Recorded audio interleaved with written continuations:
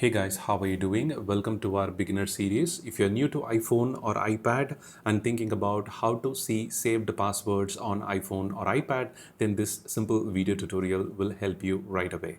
In Safari browser or in some in-app browser, when you try to fill out a form or while registering with any website or signing up with any website, you have filled out the login details, and when it prompted you to save the passwords to the keychain, as the system also suggests you to, with a strong password, it is not easy to remember all the passwords. Such complex passwords, email ID or the name that you have provided will be the username, but when it comes to the password, automatically the system will remember it. And in order to access it, you need to open the passwords app in iOS 18. If you're running iOS 17 or earlier versions, you need to navigate to the settings application, and here you will have an option called passwords. Okay, a separate setting will be available as passwords in the settings page, or you can straight away access it by searching here the passwords and it will appear. Right now I'm running iOS 18 developer beta version, so the settings menu have been changed a lot.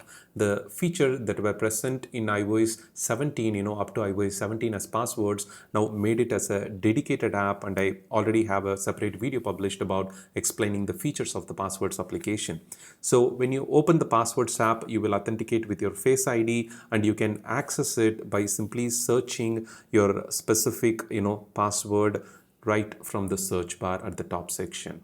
You can of course add any new login details or password. You can get a strong password by pressing the plus icon at the bottom right corner.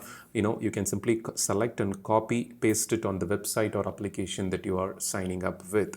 So this is how you see saved passwords on iPhone or iPad using the passwords app with iOS 18 and later version. If it is iOS 17, you can access it right inside the settings app password section. Thanks for watching. For more useful iPhone, iPad and Mac related tips and tricks, don't forget to subscribe.